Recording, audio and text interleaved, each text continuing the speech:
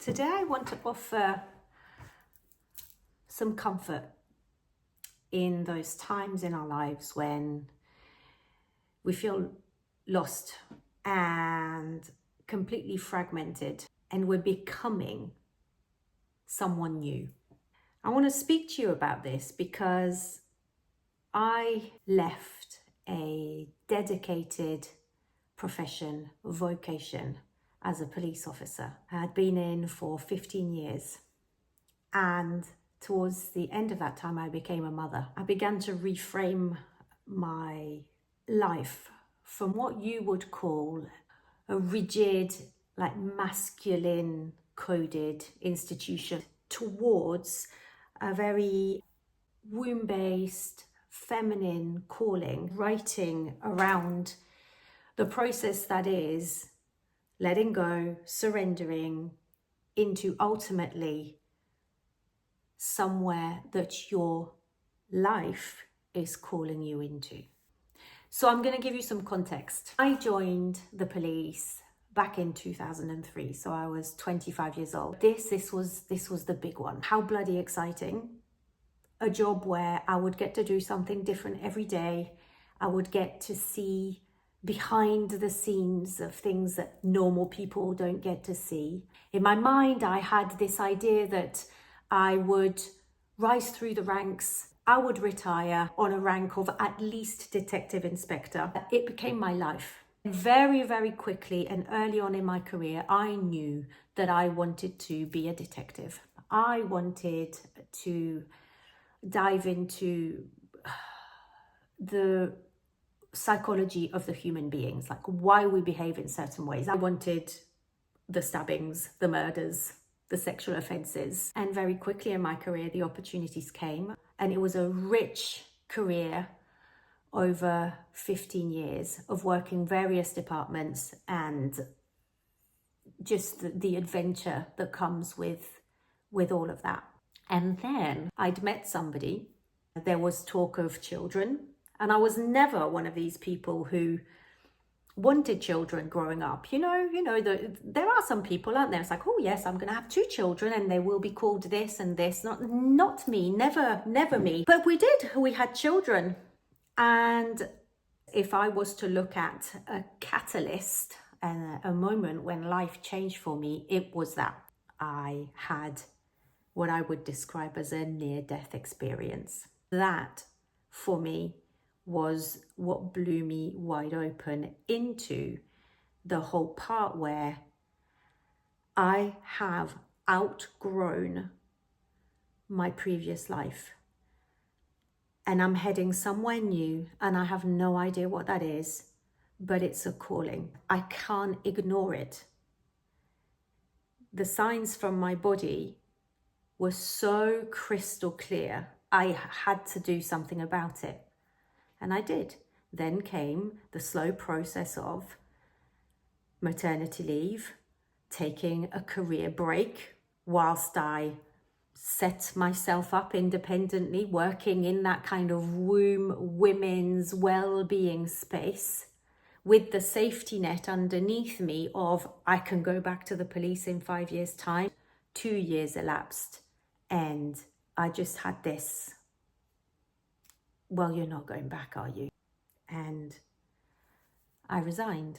It was 2020 and there was a lot of other stuff happening as well in the world. It was those moments in time that were great catalysts for change. So the first point here is that it's going to feel in your life like there's a catalyst point that makes you act the way you do, that makes you feel like I've outgrown my life, it's time for change. But the second point I want to make is that if you take the time to look back, in your moments of feeling lost, in your moments of, oh my God, what the hell am I doing? Am I doing the right thing? What's going on? If you take the moment to just reflect on the flow of your life, you will see that there have been signs guiding you all along. All along. There'll be little cosmic winks asking you to look a different way. The third teaching, I guess, when you're feeling lost, when you're feeling fragmented, is that there's a reason you're feeling the way that you are. And it's because you are in the unknown. you're not in the trajectory which you thought you were going to be on. And so to give you an example, these are moments in life where you're lost because you just don't recognize yourself. And these moments are really, really hard. So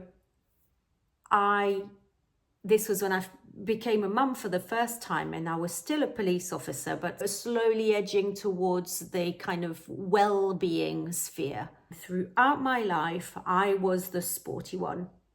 I was the one with the abs, the one that was running, the one that was going to the classes at the gym. Like, I was the pocket rockets. I was heavily identifying with not only my profession, you know, my name's Sophie and I'm a police officer, but also I'm fit and I'm healthy. I was kickboxing, I was like all of the things. And I put on loads of weight. I don't know how much because I don't weigh myself, but I could see my body was different. I was absolutely shattered. Months of sleepless nights, which I know I'm not alone in. But all of this to say that I would look in the mirror and I did not know who the hell I was. And I didn't know who I was becoming either, because I couldn't see a way out. But I was in that tunnel that you're in those transitional moments of life where you're detaching from something that you were. And it doesn't mean you're never going to be that anymore, or you're never going to have some of the attributes, but you're becoming something else. And you have to go through those moments. These are like, they talk about the caterpillar that goes and into its chrysalis. Is that what it's called? I'm lost for words. And it turns to mush. It completely and utterly dissolves itself. And then somehow just completely and transforms into a butterfly, something completely different. What a beautiful analogy. Of course, it's very challenging to soothe yourself with that when you're going through it, but it's important to know that that's what's happening. I identified with being a bit like bossy, the one who can make decisions, the one people come to when they need the ship steering, you know, like, oh, she knows what she's doing, she's a safe pair of hands. I was organized. I just knew. I knew my job inside out. I was confident. I was none of those things as a mother. I didn't know what the hell I was doing. I didn't know what I looked like. It was awful. Absolutely awful. Ugh. And yet it was the beginning of becoming something else. So that's the third point, when you don't recognize yourself. And the fourth point is, of course, that in these processes where you're leaving or you're outgrowing a life, intentionally or not, is that you have these moments of feeling so alone. And it doesn't mean that your friends aren't supportive or your partner isn't supportive or whatever, but let's be completely clear. When you know that your life has to change and that you're gonna make a change, you're gonna take a step towards something that you have no idea of the outcome on, you are a very small percentage of the population who dares to do this. I decided to go this other direction, to start a business. Like, what on earth was I doing? Generally, women would go off and have children. It was hard. They had to find childcare, but they returned to the police and they completed their career. But there was something in me which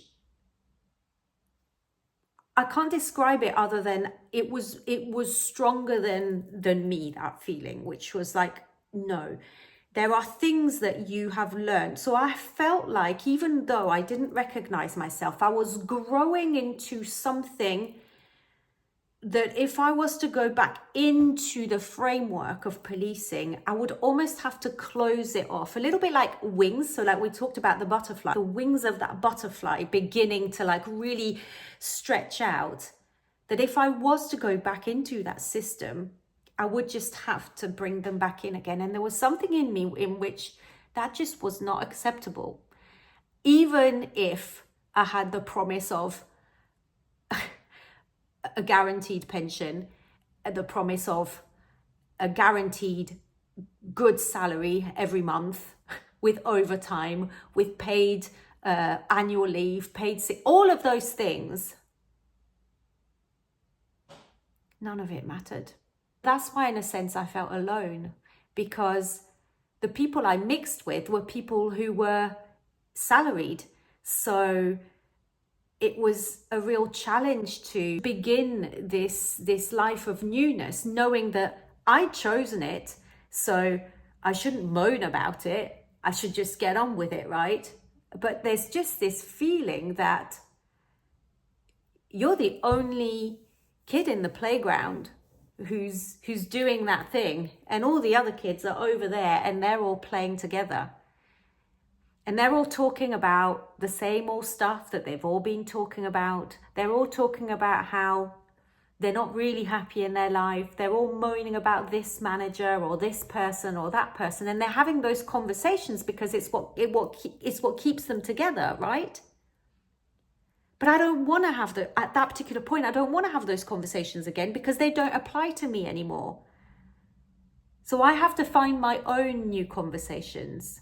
You feel alone because you have removed yourself from years and years of behaving in a certain way. And that really brings me to the final point, which is to say that these are the gifts of your situation. These are the gifts that you outgrowing your old life is bringing you.